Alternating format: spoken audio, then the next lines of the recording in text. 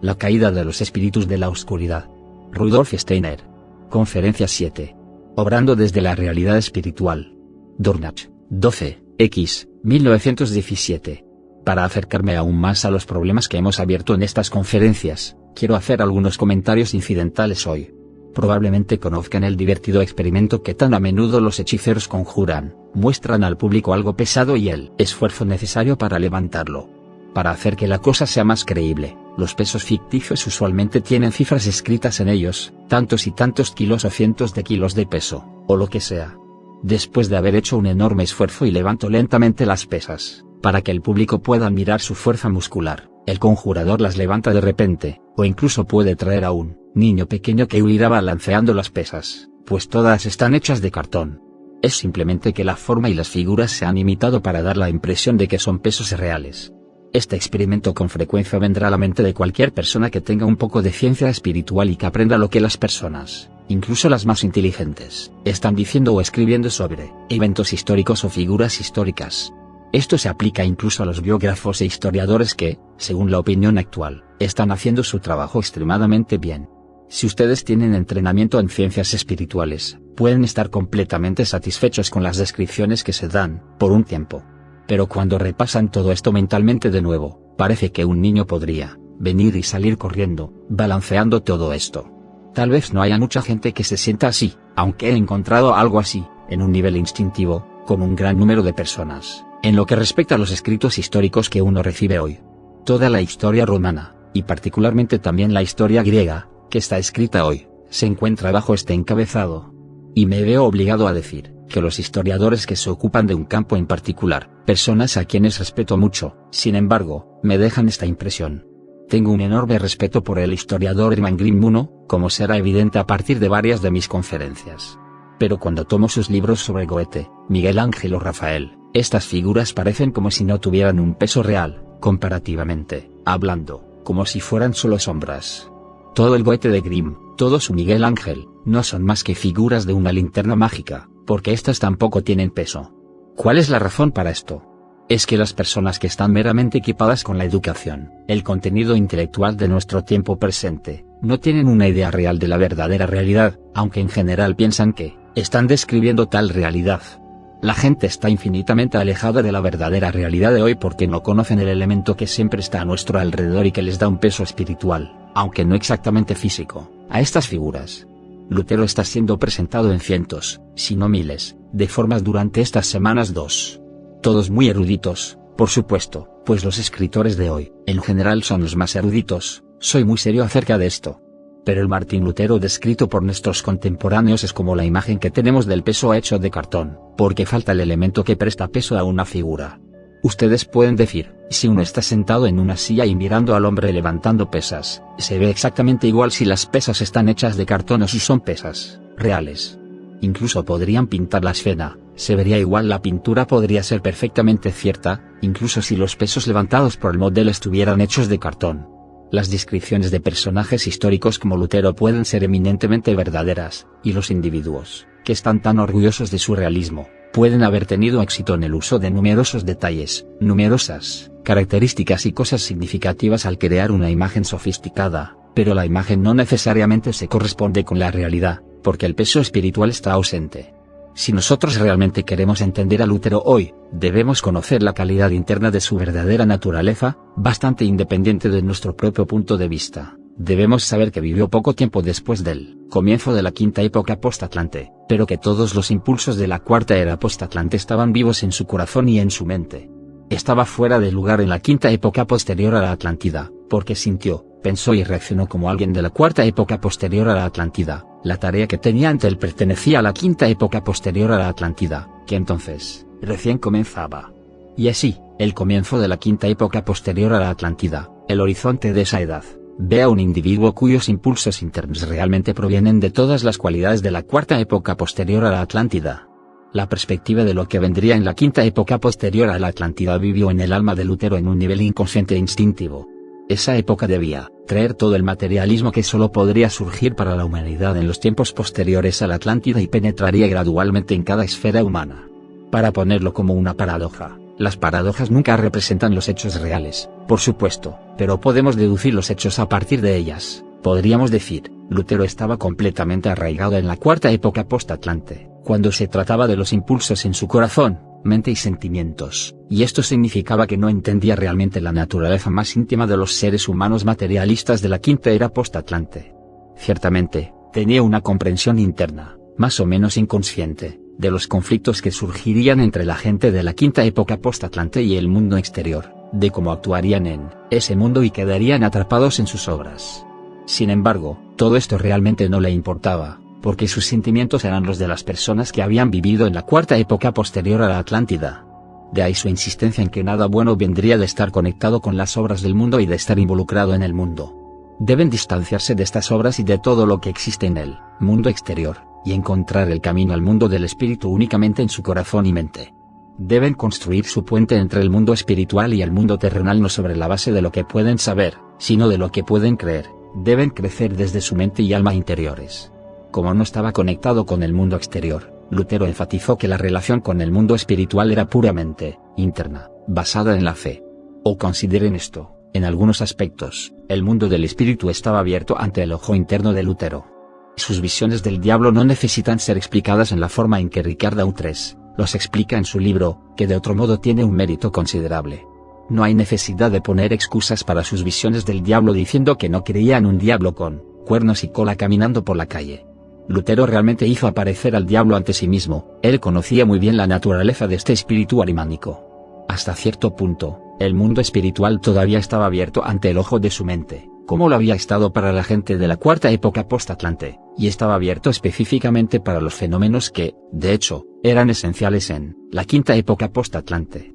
Los poderes arimánicos eran preeminentes en la quinta época posterior a la Atlántida, y Lutero los vio. Las personas de la quinta época post-Atlante están característicamente bajo la influencia de estos poderes, pero no pueden verlos. Lutero, sin embargo, fue un individuo de la cuarta época post-Atlante desplazado hacia dentro de la quinta, y vio esos poderes y, por lo tanto, les dio tal énfasis. Esta es la situación concreta con respecto al mundo espiritual, y Lutero no puede ser comprendido a menos que esto sea tenido en consideración. Si ustedes regresan al siglo XV, finalmente, al siglo XII, siempre encontrarán que las personas entendían la conversión de la materia. Todo lo escrito sobre esto en una fecha posterior fue en gran parte fraudulento, porque los verdaderos secretos se perdieron al final de la cuarta época posterior a la Atlántida. Pero no todo lo escrito es fraudulento, y algunas de las cosas que se dijeron fueron ciertas, aunque son difíciles de encontrar. Sin embargo, lo que se ha escrito no es exactamente sobresaliente, especialmente todo impreso en un tiempo posterior. Sin embargo, en el momento en que se conocían los secretos de la alquimia, que fue durante la cuarta época posterior a la Atlántida, la gente eclesiástica pudo hablar de la transubstanciación del pan y el vino en el cuerpo y la sangre, porque había ideas definidas relacionadas con estas palabras. Lutero quedó atrapado en el pensamiento y las respuestas internas de la cuarta época post-Atlante. Sin embargo, vivió en la quinta época post-Atlante. Tuvo que separar la transubstanciación del proceso de conversión física de la materia. Entonces, ¿en qué se convirtió para él el sacramento de la transubstanciación? Se convirtió en un proceso que ocurre enteramente en el reino del espíritu. Nada es transformado, dijo, pero cuando los fieles reciben el pan y el vino, el cuerpo y la sangre de Cristo entran en ellos. Todo lo que, Lutero dijo, pensó y sintió fue dicho, pensado y sentido por alguien cuyo corazón y mente pertenecían a la cuarta época post-Atlante. Se aferró a la conexión espiritual entre el hombre y los dioses que pertenecían a la cuarta época posterior a la Atlántida, llevando esto con él hacia dentro de la quinta época, una era de materialismo, vacía de espíritu, sin fe y sin entendimiento. Ahora, Lutero tiene peso, y entendemos por qué dijo las cosas que dijo. Lo sabemos bien separados de la impresión que nos causa hoy. Lo vemos parado en el mundo exterior y es como el peso real, no el cartón. Cientos o miles de teólogos e historiadores modernos pueden venir ahora y dar sus impresiones. Esto no nos dará al hombre, alguien con verdadero peso, solo nos dará el tipo de cosa producida por alguien que no soporta un peso real sino uno hecho de cartón. Ya, ven lo que realmente importa en el momento presente. Debemos esforzarnos por tomar conciencia de los factores que dan peso espiritual al mundo que nos rodea, y ser conscientes del hecho de que el espíritu está vivo en todo, y que este espíritu solo se puede encontrar con la ayuda de la antroposofía.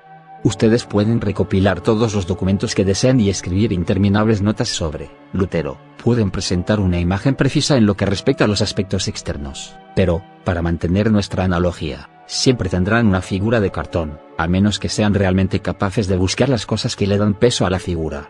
Ahora, ustedes bien pueden que parece difícil decir si se compara el trabajo de algunas de las personas más eruditas con los pesos de cartón. E incluso, si esto fuera así, su trabajo fue realmente hermoso y satisfactorio de muchas maneras. ¿Todo esto va a ser cambiado? ¿No podríamos seguir disfrutando de su trabajo? Verán, surgen dos preguntas para las personas en el estado actual de consciencia, preguntas que bien pueden tocarnos profundamente. ¿Por qué el mundo espiritual exigió que estas personas tuvieran los instintos que han llevado a tales obras? Bueno, estas cosas realmente apuntan a algo que está muy extendido hoy, y estrechamente relacionado con la naturaleza humana. Como ya he mencionado, estamos viviendo en un momento en el que ciertas verdades deben ser conocidas y no son bienvenidas. Sin embargo, cualquiera que pueda leer los signos de los tiempos sabe que deben darse a conocer. En la primera parte de mi ensayo sobre las bodas químicas de Christian Rosenkreuz, escrito para el próximo número de la revista Das Reich 4, me he referido ligeramente a algunas de estas verdades. Hace poco tiempo todavía era un tema tabú para aquellos que saben hablar de estas cosas en público. Hoy hay que hablar de ello, incluso si esto puede causar problemas. Un breve pasaje en mi ensayo se relaciona específicamente con lo que voy a decir ahora. No es cierto que, a medida que avanzamos en este mundo, no tenemos un conocimiento completo y real de las cosas que están inmediatamente a nuestro alrededor, al menos para empezar. Creo que esto es algo que cualquiera puede establecer fácilmente por sí mismo. Principalmente utilizamos nuestro sentido de la vista cuando nos movemos por el mundo, pero si no tuviéramos también otro tipo de experiencias, nunca sabríamos con total certeza si algo que vemos pesa mucho o muy poco. Tendríamos que recogerlo para comprobar el peso. Piensen en cuántas cosas existen, donde ustedes no pueden saber si son pesadas o ligeras como el aire hasta que las recojan. Y finalmente, cuando saben que algo no es tan ligero como el aire, este conocimiento no proviene de mirarlo, sino de haber levantado algo así antes. Ni siquiera lo piensan, pero inconscientemente, instintivamente, llegan a la conclusión: si se ve como se ven siempre esas cosas, también pesará lo mismo. Solo mirar objetos, por lo tanto, no les proporciona nada en absoluto. ¿Qué proporciona mirar objetos? Ilusión. Si consideran el mundo con solo uno de los sentidos, son engañados de donde quiera que vayan. Ustedes solo escapan de la ilusión porque está inconsciente e instintivamente aprovechando la experiencia. El mundo entero realmente está tratando de engañarnos, incluso en el mundo que percibimos a nuestro alrededor con los sentidos. La ilusión puede ser muy naturalista hoy en día. Los pintores y escultores, que pretenden presentar algo a uno solo de los sentidos, no se dan cuenta de que están simplemente presentando maya, ilusión, pues cuanto más ustedes intenten y presentan algo de manera realista, solo para uno de los sentidos, tanto más presentarán maya. Esto es necesario, sin embargo, porque si no fuera por esta ilusión, no podríamos progresar en la conciencia de vigilia. A esta ilusión le debemos nuestro progreso en la conciencia. Para seguir con mi analogía original, si todos los objetos aparecieran en su verdadero peso, incluso cuando solo los percibiera el ojo, si yo sintiera la carga de su peso mientras miro a mi alrededor, obviamente sería incapaz de desarrollar conciencia consciente, conciencia de vigilia, acerca del mundo exterior. Nosotros debemos nuestra conciencia a esta ilusión. Ella está en la raíz de todas las cosas que constituyen nuestra conciencia. Tenemos que ser engañados para progresar en la conciencia, porque nuestra conciencia es hija de la ilusión.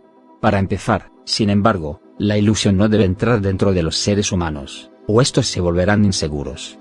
La ilusión permanece más allá del umbral de la conciencia consciente.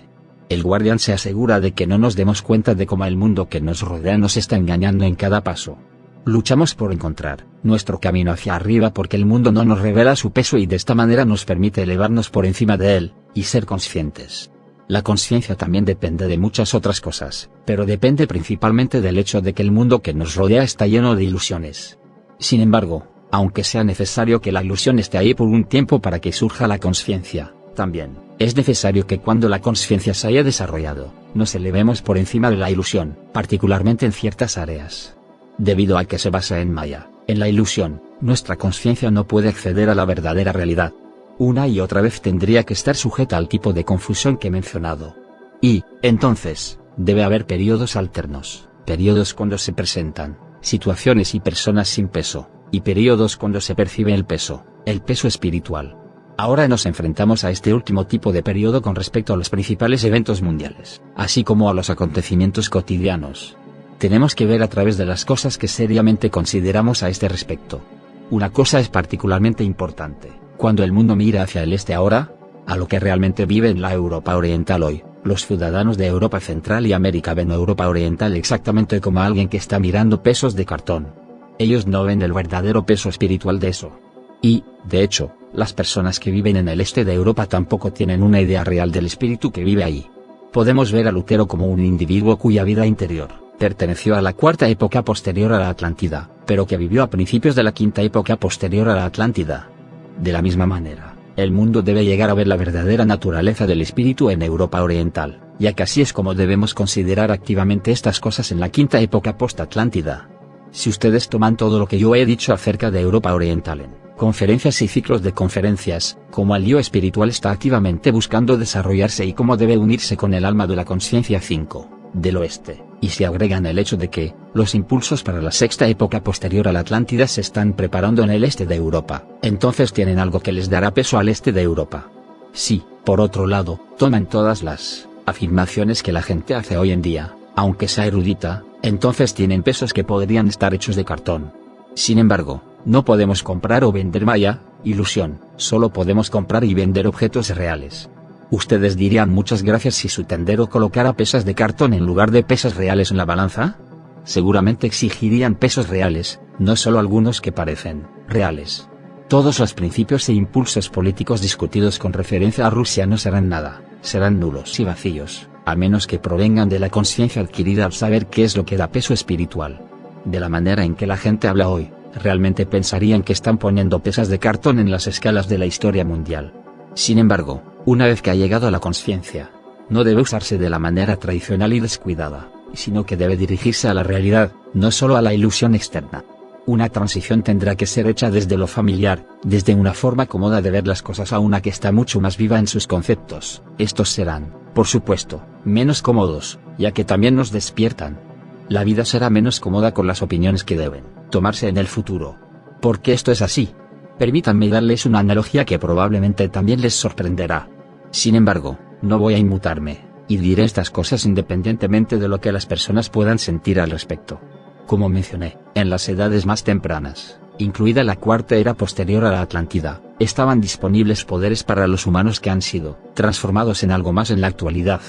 Como dije, la clarividencia se ha convertido en algo diferente hoy en día, se basa en cosas diferentes. Ciertas cosas ya no pueden ser como eran hasta la cuarta época posterior a la Atlántida, y una de ellas es la siguiente. En la cuarta época posterior a la Atlántida, la gente solo conoce historias al respecto y, por supuesto, no les cree. Hubo una prueba de fuego.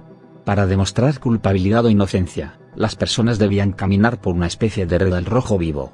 Si se quemaban, se los consideraba culpables. Si no, si cruzaban sin sufrir daños, se los consideraba inocentes. La gente considera que esto es una vieja superstición hoy, pero es verdad. Es una de las habilidades que las personas tenían en el pasado y que ya no pueden tener hoy. En aquellos días, la naturaleza humana tenía esta cualidad, inocentes que estaban completamente convencidos de su inocencia y sabían que estaban con la protección de los espíritus divinos en un momento tan solemne, personas que estaban tan firmemente conectadas con el mundo espiritual en su conciencia que el cuerpo astral era sacado del cuerpo físico, podrían caminar a través de las brasas con sus cuerpos físicos. Realmente fue así en el pasado. Esta es la verdad. Realmente es una buena cosa que tengan plena y completamente en mente que esta vieja superstición se basa en la verdad, aunque, por supuesto, no es una buena idea que vayan y le cuenten todo acerca de ello al vicario. Estas cosas han sufrido una transformación. En el pasado, los individuos que tenían que probar su inocencia de una manera particular, que podía ser caminar sobre las brasas en alguna ocasión. Sin embargo, pueden estar bastante seguros de que, en general, la gente tenía miedo del fuego e incluso en ese momento, no les gustaba caminar sobre grillas al rojo vivo. Incluso en esos días, por lo general, los hacía temblar, a excepción de aquellos que podían demostrar su inocencia de esta manera. Pero parte del poder que llevaba la gente a través de las ascuas en esos días ahora se ha vuelto más interno en el sentido que mencioné en mi última conferencia. La clarividencia de la quinta época post-Atlante, la conexión con el mundo del espíritu, se basa en los mismos poderes, excepto que los poderes que antes permitían a las personas caminar sobre el fuego se han transformado y se han vuelto más internos. Si uno quiere estar en contacto con ciertos factores que pertenecen al mundo del espíritu, tiene que superar la misma reticencia que tuvo que superar cuando las personas atravesaban el fuego. Esa es la razón por la que muchas personas temen el mundo espiritual de hoy tanto como temen al fuego. Realmente no podemos decir que las personas solo hablan en sentido figurado cuando dicen que tienen miedo de quemarse, realmente tienen miedo. Esta es la razón de la oposición a la antroposofía, la gente tiene miedo de quemarse. Sin embargo, el progreso del tiempo exige que nos acerquemos gradualmente al fuego y no nos alejemos de la realidad. La nueva interioridad de la vida de la que he hablado tiene muchos factores que exigen que nos acerquemos gentilmente al mundo del espíritu, gentilmente por el momento, más tarde será más y más fuerte. En todas las esferas, pero especialmente en el campo de la educación. En la esfera de la educación, la gente tendrá que darse cuenta que se deben considerar factores muy diferentes a los que surgen del gran clímax alcanzado en la era del materialismo. Deben darse cuenta de que muchas de las cosas que, desde el punto de vista materialista, son eminentemente correctas, aunque el punto de vista se basa en los sentidos y, por lo tanto, en Maya, la ilusión, deben dejarse de lado y poner lo contrario en su lugar.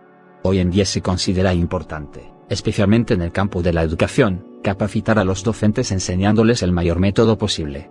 Todo el tiempo se dice, esto debe hacerse así, y eso debe hacerse así. El objetivo es desarrollar ideas bien reguladas de cómo se debe educar. La gente ama la idea del ideal regulativo. Les gustaría tener la imagen del maestro ideal y luego siempre tener un maestro así. Pero solo tienen que pensar un poco acerca de ellos mismos y el problema será claro. Pregúntense a ustedes mismos, con tanto conocimiento de sí mismo como sean capaces de reunir, ¿qué ha sido de ustedes? Hasta cierto punto, todos podemos ver lo que ha sido de nosotros. Y, luego pregúntense quiénes fueron los maestros, los educadores que le influenciaron cuando fueron jóvenes. O, si esto es un problema, intenten pensar en una persona bien conocida y razonablemente importante y luego consideren a los maestros de esa persona para ver si de alguna manera pueden relacionar la importancia de esos maestros con los logros de la persona. Sería interesante si las biografías nos dieran más información sobre los maestros, entonces surgirían algunas cosas interesantes. Pero no podríamos descubrir mucho acerca de lo que hicieron esos maestros para hacer que las personas en cuestión de la forma en que fueron. En la mayoría de los casos, tendríamos la situación que tenemos en el caso de Herder, que logró mucho 6. Uno de sus maestros más conocidos fue el director Hermann Grimm 7. Tenía la costumbre de broncear las partes traseras de los chicos tan fuerte como podía. Los logros de Herder no vinieron de tener su trasero bronceado, era un buen chico y había tenido algunas palizas. Por lo tanto, las inclinaciones generales del maestro no tuvieron ningún efecto sobre él. Se cuenta una bonita historia de este maestro, y es realmente cierto. En una ocasión le dio una terrible paliza a un niño en la clase de Herder. Más tarde, el muchacho caminaba por la calle cuando un hombre que había traído pieles de becerro y piel de oveja del país le preguntó, «Dime, muchacho, ¿dónde puedo encontrar a alguien que sobe estas pieles para mí?» «Ja», dijo el niño, «vaya usted con el señor Grimm, él es bueno en eso». Y el hombre en realidad fue y llamó al timbre del señor Grimm, que le enseñó una lección al director. Pero, verán, Herder no se convirtió en un gran hombre porque su maestro tenía esta inclinación. Otra cosa, sin embargo, que se relaciona con algo mucho más sutil, será importante. Será importante que la cuestión del karma, o el destino, se tome en cuenta, especialmente con respecto a la educación y los métodos de enseñanza. Las personas con quienes mi karma me unió en la infancia y la juventud son ciertamente importantes. Y una gran cantidad depende de ello, que en nuestra enseñanza seamos conscientes de que nosotros y nuestros alumnos hemos sido reunidos. Ustedes ven, mucho depende de una particular calidad de mente y actitud. Tomen las cosas que ya podemos decir sobre la educación de hoy desde el punto de vista de la antroposofía, y encontrarán que esto está totalmente de acuerdo con lo que he dicho. Realmente se debe enfatizar hoy que, durante los primeros 7 años, hasta el cambio de dientes, los niños quieren imitar todo, y durante los próximos 7 años, hasta que alcanzan la pubertad, deben someterse a la autoridad. Por lo tanto, tenemos que hacer cosas que los niños puedan imitar de la manera correcta. Los niños, por supuesto, imitarán a todos, pero lo hacen especialmente con sus maestros. También creen en todo el mundo desde el 7º hasta el 14º año, pero deberían hacerlo especialmente cuando se trata de sus maestros y educadores. Sabremos cómo comportarnos si estamos constantemente conscientes de la idea del karma, pero debemos tener una conexión interna real con esto. Si somos particularmente buenos para enseñar algo, o quizás menos buenos, no es realmente tan importante. Incluso los maestros completamente ineptos en ocasiones pueden tener una influencia tremenda. Ahora, En la era de la interioridad de la que he hablado, la pregunta de si somos el maestro o educador correcto depende de la forma en que estuvimos conectados con el alma del niño antes de que nosotros, maestro y niño, naciéramos. La diferencia es simplemente que nosotros, los maestros, hemos venido al mundo unos años antes que los niños. Antes de eso estábamos juntos con ellos en el mundo del espíritu. ¿De dónde viene el deseo de imitar, esta tendencia a imitar después de que nacemos? Somos imitadores en nuestros primeros años porque traemos la tendencia a imitar con nosotros desde el mundo del espíritu. ¿Y a quién nos gusta más imitar? Del individuo que nos dio nuestras cualidades en el mundo del espíritu, de quien tomamos algo cuando estábamos en ese mundo, ya sea en un campo u otro en particular. El alma del niño estaba conectada con el alma del maestro antes del nacimiento. La conexión era estrecha. Más tarde, el ser físico externo que vive en el mundo físico simplemente tiene que seguir esta línea. Si no solo toman lo que estoy diciendo como una verdad abstracta, sino que permiten que entre plenamente en su alma, encontrarán que tiene una importancia tremenda. Solo piensen en el estado de ánimo verdaderamente serio, la profundidad del sentimiento que vendría si, en el campo de la educación, la gente viviera con la idea, ahora tú le estás mostrando al niño algo que él aceptó de ti en el mundo del espíritu antes de que fuera nacido. Solo piensen si este fuera el verdadero impulso. Es mucho más importante que ese estado de ánimo, ese sentimiento se ha llevado a la tarea, en lugar de enseñar a las personas cómo hacer esto y cómo hacerlo. Esto sucederá si la atmósfera es correcta entre el maestro y el alumno, y si los maestros son realmente conscientes de la gran tarea que la vida les ha dado. Sobre todo, tiene que haber un estado de ánimo verdaderamente serio. Es un veneno exigir que los niños entiendan todo, como se exige hoy en día. Con frecuencia he señalado que los niños no pueden entender todo. Desde el 1 hasta el 7 año no pueden entender nada, lo imitan todo. Y si no imitan lo suficiente, no tendrán suficiente en ellos más tarde que puedan usar. Desde el 7 hasta el 14º año deben creer, deben estar bajo la influencia de la autoridad, si desean desarrollarse de manera saludable. Estas cosas tienen que ser parte de la vida humana. Generalmente se considera más importante hoy en día entender todo. Ni siquiera se supone que enseñemos a los niños sus mesas sin que las comprendan. Pero de todos modos no entienden. Tal enfoque convierte a los niños en máquinas calculadoras en lugar de personas sensatas. Se supone que deben aceptar el intelecto que se encuentra en el entorno elemental del que yo he hablado 8, en lugar de desarrollar su propia comprensión. Esto sucede mucho hoy en día. En lugar de ayudar a la mente del individuo a desarrollarse, en realidad se están realizando esfuerzos para convertirla en el ideal para inculcar el intelecto elemental que está fuera del ser humano, para que los niños se vean atrapados en el mundo elemental. Hoy se pueden ver muchos casos en los que realmente podemos decir, estas personas no están pensando por sí mismas, están pensando en la atmósfera de pensamiento general, por así decirlo. Y si algo de una naturaleza individual fuese a surgir, sus orígenes no están en el elemento divino que puede percibirse en la naturaleza humana. Los seres humanos deben volver a entrar en formas verdaderamente vivas, incluso en su comprensión del mundo. Como he dicho, esto es más difícil de que trabajar con meros cadáveres de ideas. La humanidad debe encontrar una vez más un enfoque viviente, y la gente debe darse cuenta de que las verdades muertas no pueden gobernar la vida, solo las verdades vivientes pueden hacerlo. La siguiente es una verdad muerta. Se supone que debemos entrenar a los seres humanos para que sean seres humanos inteligentes. Por lo tanto, como dice la verdad muerta, debemos cultivar el intelecto lo antes posible, ya que esto producirá personas inteligentes. Sin embargo, esto es una tontería importante. Es tan absurdo como entrenar a un niño de 1 año para que sea un zapatero. De hecho, las personas serán inteligentes solo si no reciben entrenamiento intelectual demasiado pronto. A menudo es necesario hacer lo contrario de lo que queremos lograr en la vida. No podemos comer nuestra comida cruda, sino que primero tenemos que cocinarla.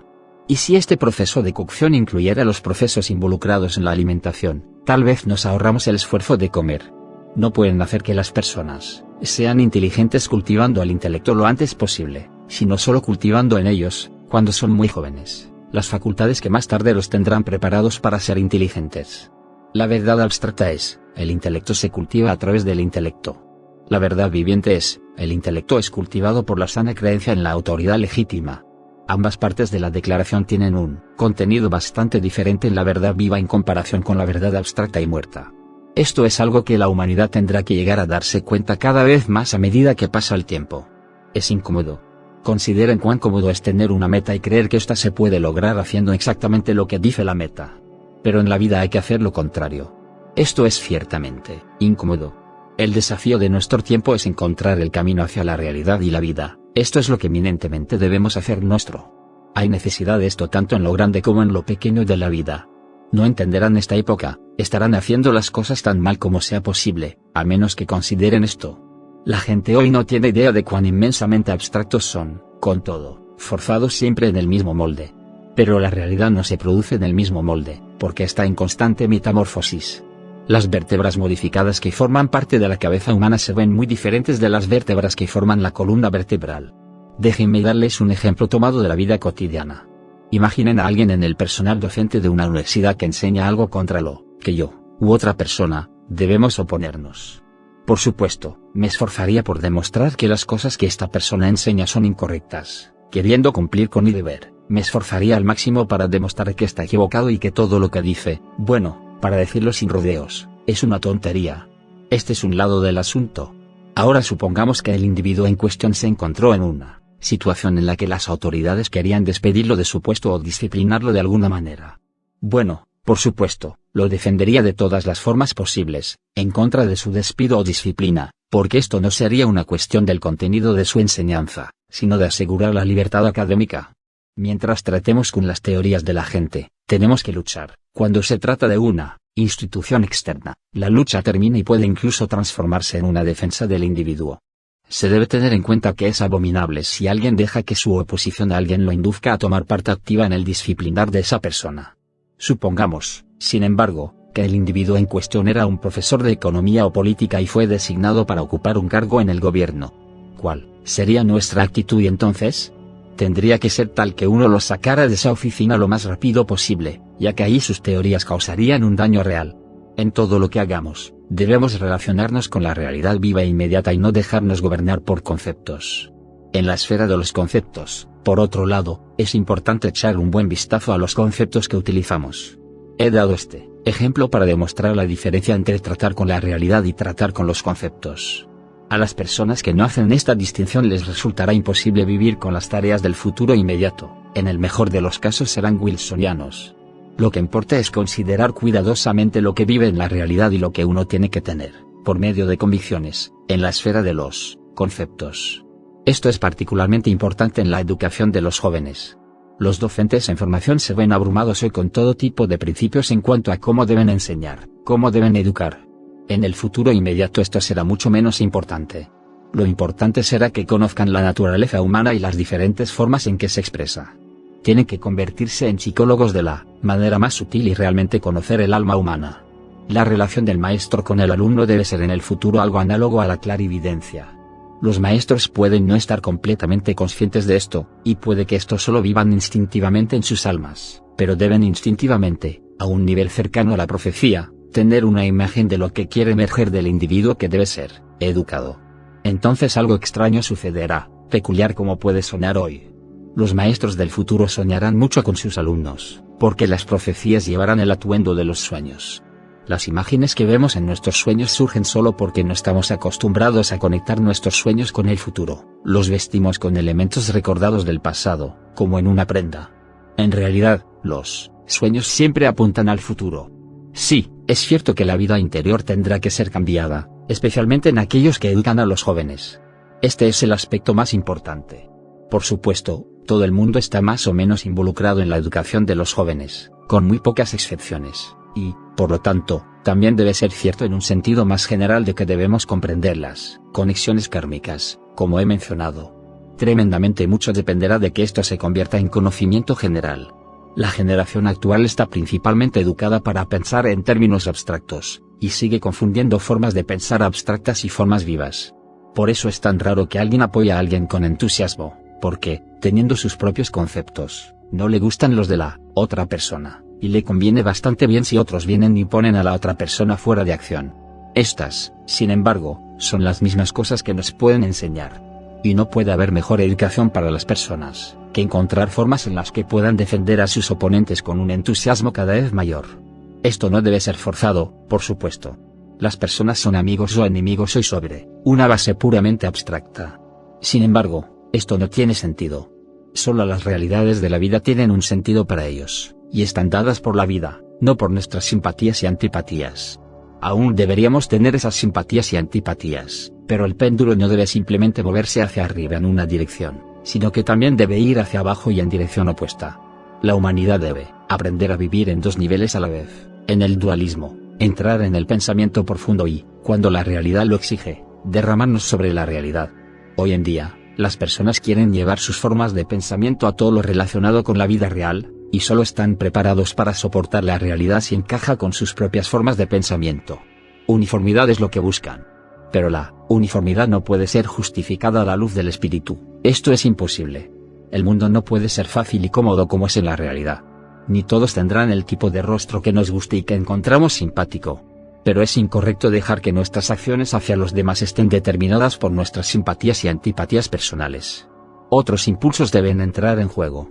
A las personas les resulta difícil manejarlas hoy porque miran al mundo, y si no lo encuentran de acuerdo con sus simpatías y antipatías, entonces, según su punto de vista, todo está torcido, mal y muy mal, y son gobernados por un solo impulso, que el mundo sea diferente. Esto es algo que hay que decir. Por otro lado, no debemos permitir que esto nos lleve al extremo opuesto, igualmente inseguro, donde decimos que uno no debe ser demasiado quisquilloso y simplemente tomar el mundo como está. Esto sería igualmente incorrecto. Hay situaciones en la vida en las que se deben plantear serias objeciones, y esto es lo que se debe hacer. Significa que se debe dar el debido reconocimiento a la realidad. Lo que realmente importa es la oscilación del péndulo entre una vida interior clara en conceptos bien definidos y un cuidado amoroso que se extiende a los fenómenos del mundo. La antroposofía puede mostrar el camino si tenemos la actitud correcta. Pero esto también es algo que hay que aprender. Las verdades que se conquistan del mundo del espíritu son como las comunicaciones, incluso para los individuos clarividentes. Si tratamos estas verdades de la misma manera que tratamos los hechos del mundo exterior que son accesibles a nuestros sentidos no refinados, estamos siendo injustos con la ciencia espiritual. Toda la ciencia espiritual está abierta a nuestra comprensión. Pero es erróneo preguntar al científico espiritual, sí, pero, ¿por qué? Cada vez que dice algo, pues estas son comunicaciones que ha recibido del mundo espiritual. Y si digo, Jack Meyer me ha dicho esto o aquello, no tiene sentido decir, ¿y por qué te dijo esto? Él simplemente me lo dijo. La pregunta de por qué tiene poca relevancia. Las cosas que provienen del mundo espiritual deben ser consideradas como comunicaciones de este tipo. Es importante entender esto. Continuaremos con esto mañana.